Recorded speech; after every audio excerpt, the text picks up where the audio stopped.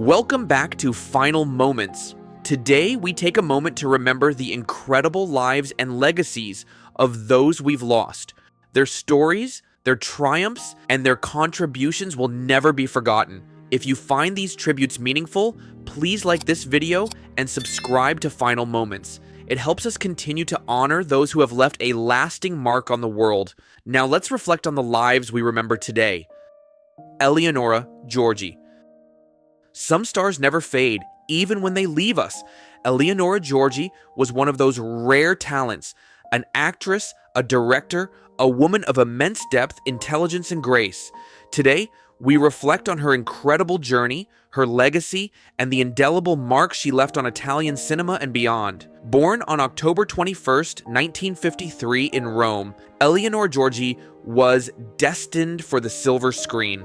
Her beauty was undeniable, but it was her raw talent and ability to convey deep emotion that made her unforgettable. She entered the film industry in the early 1970s, quickly making a name for herself in dramas, comedies, and even horror films, showcasing a versatility that few could match. She captivated audiences in films like Appassionata and Inferno, but it was Talcum Powder that earned her the prestigious David di Donatello and Nastro d'Argento awards for Best Actress. Her presence on screen was magnetic, her performances layered with depth and nuance. Writer Andrea De Carlo, who shared years of life and love with Eleonora, paid tribute with these words: "We walked a part of life together, dear Eleonora. Today is a sad day, but I am left with the memory of intense moments and your ironic and unconventional intelligence that not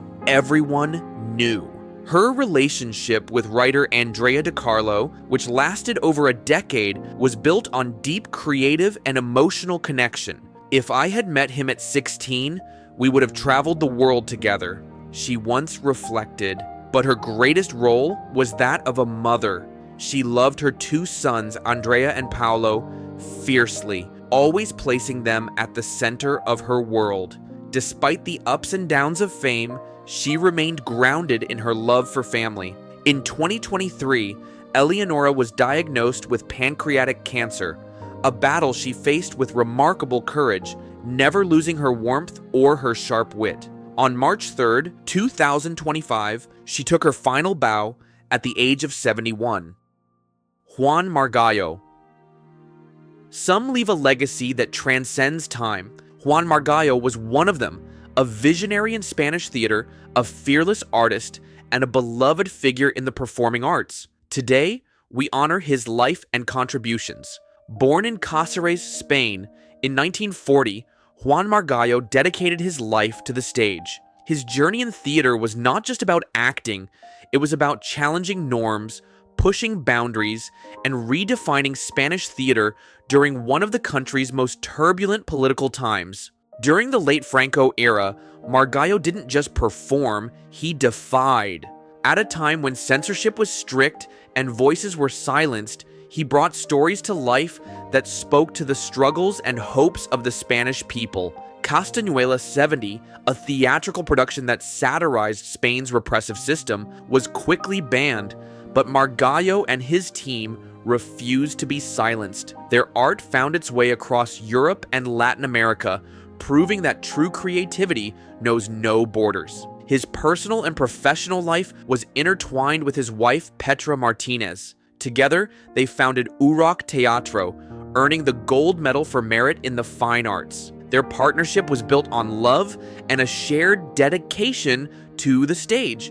In 2022, he received the National Theater Award, cementing his place as a legend in Spanish theater. On March 2nd, 2025, Juan Margallo took his final bow at the age of 84, but his impact endures in the performances he inspired and the truths he brought to light. Juan Margallo was more than an actor. He was a storyteller and a rebel. His voice will never be silenced. John Lawler. John Lawler, a beloved actor whose career spanned decades, passed away on February 13th, 2025 at the age of 83. His death marks the end of a life richly lived, A life dedicated to the arts, to family, and to the countless lives he touched both on and off the screen. Born on June 5th, 1941, in Troy, New York, John was the eldest of 6 children. His early years were shaped by a love for storytelling and performance, a passion that would guide him throughout his life. After his family moved to Boulder, Colorado, John's talent blossomed. He became an active member of the Nomad Players Theater Group, where he honed his craft and discovered his calling. John's breakout role came in 1979 when he was cast as Headmaster Stephen Bradley in the first season of The Facts of Life. As the well-meaning, if occasionally befuddled leader of the Eastland School for Girls, John brought warmth, humor, and a touch of humanity to the role. Though his time on the show was brief, his portrayal left an indelible mark on fans and set the stage for a career filled with memorable performances. Beyond the screen, John was a devoted father to his 6 children and a mentor to many. His obituary poignantly notes that he was a friend of Bill, a reference to his work mentoring others on their journey to a more fulfilling life. John's kindness and generosity extended far beyond his roles, touching the lives of those who knew him personally. Bob Rivers.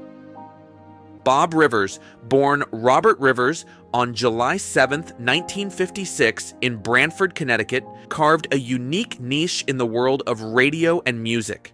From his early days as a teenager broadcasting from his basement to becoming a legendary figure in Seattle radio, Rivers' career was marked by innovation, humor, and a deep connection with his audience.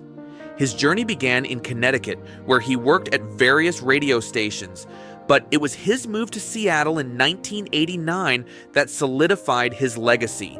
Rivers was a storyteller, a musician, and a master of parody.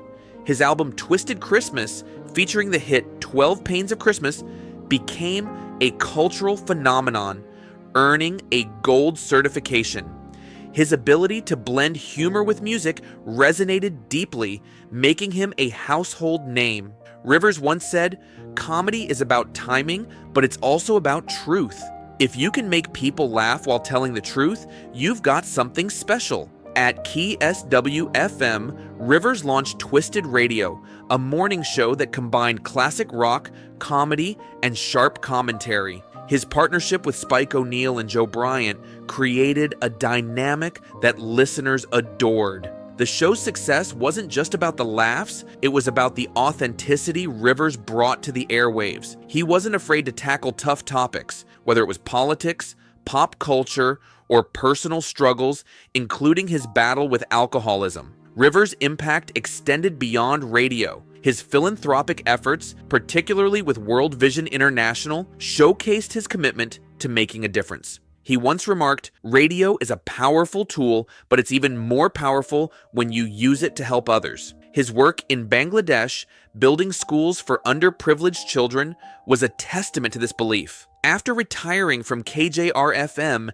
in 2014, Rivers moved to Vermont, where he continued to podcast and explore new creative avenues. His battle with esophageal cancer, which he openly shared with his audience, revealed his resilience and unwavering spirit. Rivers passed away on March 11, 2025, leaving behind a legacy of laughter, compassion, and innovation. Bob Rivers wasn't just a voice on the radio. He was a storyteller who used humor and music to connect with people. His influence on the industry and his listeners remains indelible, a reminder of the power of authenticity and the enduring impact of a well-told story.